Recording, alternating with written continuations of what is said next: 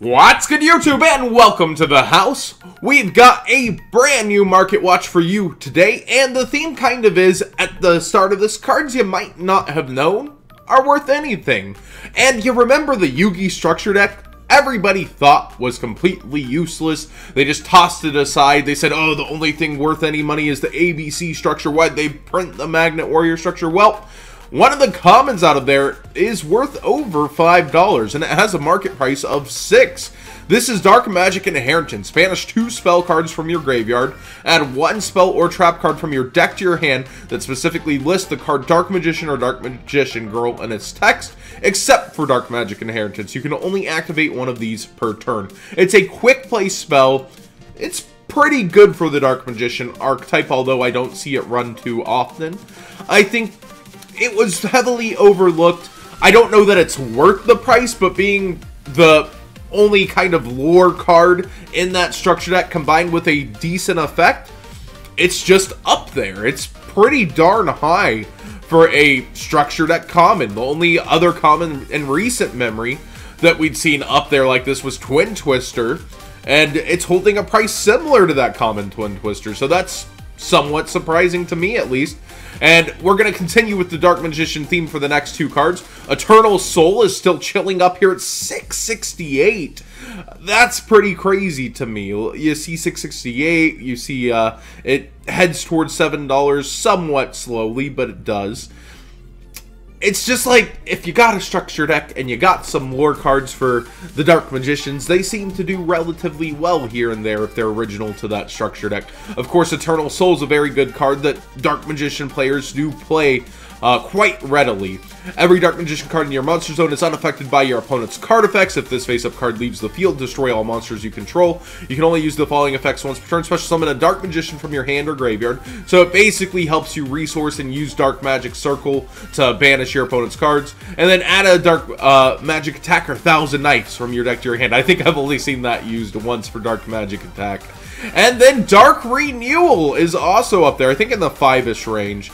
Yeah, we see it at $450, and it quickly goes up towards $5. The ones here are light played. And people ask me why I keep light played on. It's because when we feature extra deck monsters here and there, that people want the budget option to go with the damaged ones, because it doesn't matter so much for the extra deck. So, Dark Renewal is a trap. When your opponent normal or special summons a monsters, target one of those monsters and one spellcaster type monster you control. You send both to the graveyard and special summon a dark spellcaster type monster from your deck or graveyard. Basically, they summon, oops, it's getting used as a tribute and we're bringing it out of the deck. It's actually a really good card. So, these 3 just kind of fit this theme of hard to get Dark Magician cards out of structure decks. That's the common theme with all of these that make them worth money. Although this one's a common instead of a secret like the other 2. This one's from Yugi's Legendary deck. This one's from Legendary Decks 2. And this one's from the structure deck Yu-Gi-Moto. Weird.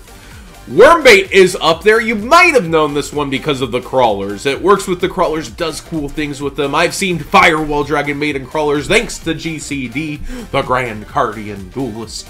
But seriously, GCD is a great replay tuber. You should check him out. And this is really cool. I don't know that you'll find it on his YouTube. He did it to me live on Twitch. But it's actually a pretty cool card, and it's sitting here at $13 lowest. Oh man, a game promo sitting at 13 lowest. It's never had a reprint. It's a one-time game promo, similar to Worm. Worm, I feel like, is worth money for no reason. If this card's destroyed, send the top 3 cards of your opponent's deck to the graveyard. And I think it's even more expensive, if I'm not mistaken. Yep, $15 lowest. Yeesh. Normal at 15. It's been there for a long time. I remember back in the day, nobody would know this is worth money, and I would offer them 5-ish when it was 8, and they would be so happy. It's just over time gone up and up and up. It's just harder to get. It's a game promo that looks really cool, but it's just a worm that sends 3 cards to the graveyard from your opponent's deck. Oh, man, life is weird sometimes, ain't it, boys? But definitely, Wormbait does have its uses and is starting to seek the same kind of a price.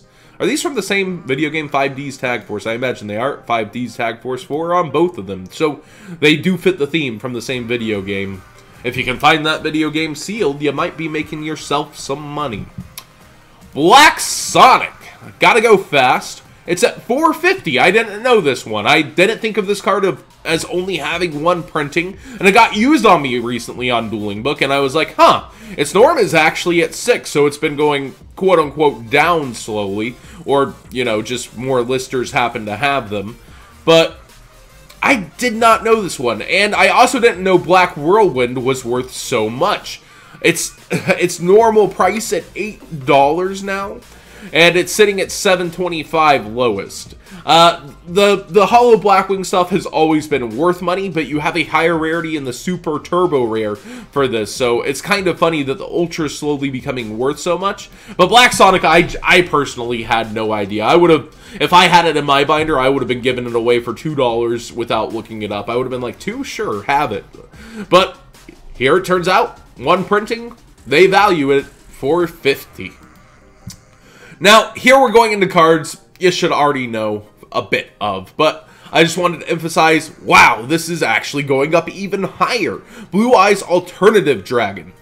$18 for the Ultra now. I think last we looked at was 15, 16-ish, so it's continuing to trend upwards.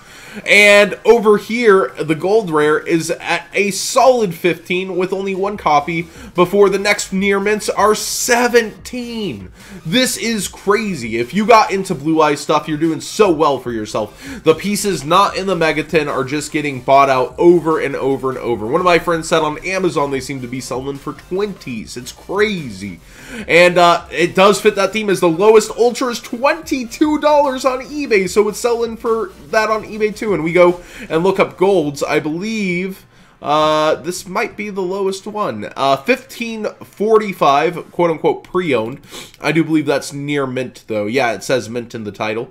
And then $16. So it's about the same price. You can't even get a set at $45 right now, at least on TCG or eBay. I haven't looked at the independent sites for that, but man, this card is going crazy. Any card that is Kaibas or Yugi's and actually could have an impact, it just seems people are latching on real hard to get to play the deck, now that the rest of it's so cheap. And Chaos Form, on that note as well, is going crazy. Almost $6 on the Ultra now. I think last we featured it, it was around $4 or somewhat there. And the Gold Rare even is following suit, almost at $5. $4.70. This is the Ritual spell, guys, and it does have an additional effect if we go check that out. It's not just for it. It has future potential, just like the Dragon and the Legend cards kind of did. This card can be used to Ritual summon any Chaos or Black Luster Soldier Ritual monsters. So there is that. So any Ritual monster printed with Chaos in the future can use this. You must also tribute monsters from your hand or field, and or banish Blue Eyes White Dragon or Dark Magician monsters from your graveyard whose levels equal exactly the level of the Chaos or Black Luster Soldier Ritual monster you're ritual summoning. So Blue Eyes, of course, fills the Luster Soldier's levels just fine. And over here on eBay, we see the Gold Rare at $4.84.5. And we search for an Ultra. The first Ultra seems to be Light Played. And then we got $6 or best offer, cheapest. It's so much. This is going up, but the Ritual spells is worth almost just as much as it. So if you're playing like a set of Chaos Max and a set of Chaos Forms, you're nearing $40. That's 18 plus 18 on the cheaper side. This is crazy. Actually, the Gold Rare's up for Chaos Max Dragon on TCG Player. I guess it just experienced a buyout. There's 2 total prices. Wow. That's crazy.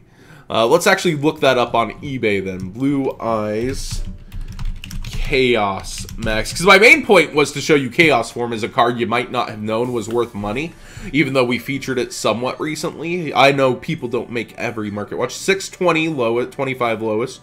And our lowest Ultra Rare is 780, so it's kind of reverse swapped on eBay, the gold being lowest, but there's only 2 of them before you get there, so, man, this card is just insane. Now, another card that's up there that I didn't know was worth this much, I figured this card would have fallen off. $10 for Left Arm Offering. What is happening? People are putting their faith in the ban list that Grass might come back to 2. I don't know that that'll happen for it, but I have that same kind of a hunch that Grass should come back to 2, at least in my theory, and Snow should be getting a hit, very similar to the OCG. So I guess people are still putting faith in the OCG ban list or something along the lines, because I think that's all you would be searching with Left Arm Offering is Grass. And we still got Ash at 3, come on guys. But 1046 still, this is when Infernoids were being played in the meta. It had this price. I don't see decks with Left Arm Offering so much, but I guess there are dedicated Grass players still there. But $10 on eBay as well. It's both platforms. There's only 27 over here. I don't know if it was a recent buyout, but there are high quantities, 27 and 28 total sellers over here. So there's a high amount of sellers in both places. So there's a decent quantity. It's not like it's just a recovering buyout. The market price is at 1060. I just thought this would have completely fallen off by now. It's crazy to me. And then we see over here that Grass looks greener. It's actually up. It was like $5 the other day, and now it's almost at $7. So I think the trend would be alongside that. And then it's $6.50 lowest before $8. So I think it experienced a recent buyout or investment by somebody, or it's just multiple people thinking, hey, this is gonna be at 2. It's gonna go up. It's not in the Megatons. It was a card skipped completely by the Megatons. I don't know, guys. I have no clue. Who can tell you what's going to be on the ban list besides Konami? But in my perfect world, Grass would be at least 2. I think the game was much more interesting with Grass in it, and a lot more fun. That's just me, though. I know a lot of people hated getting milled 20 on all the time after, and it's not once per turn. So Ash, and then, oh, look, another one. I'd happen to draw both. But thanks for watching. What did you think of today's Market Watch? And I actually wanted to look up one more thing. I want to see what Card of Demise is at, because I have zero clue. I haven't looked that up in a second. Ah, okay, it's chilling at 25. Someone had told me something completely different. That's actually up versus its market price. So let's just say, for my curiosity, Card of Demise. Is it chilling back up? Card of Demise Millennium Pack. And, okay, so it's auctions. Somebody had told me it's around 15, but those are just auctions. It looks like it's around 25 lowest to buy it now. Yep, 24. So it's still chilling up there, but a lot of people are speculating this on the ban list too. But what do you guys think of today's Market Watch? The cards you might not have known were money. I might do that one again. I do it from time to time, and people usually are like, wow, I had no idea, or they're like, haha, I knew everything. Either way, I think it's good to show so that if you had something in your binder, you're not losing the value. And I decided to follow it up with a few cards more relevant to, you know, not the meta per se, but probably your binders. So thanks for watching. Again, hit that thumbs up if you enjoyed it.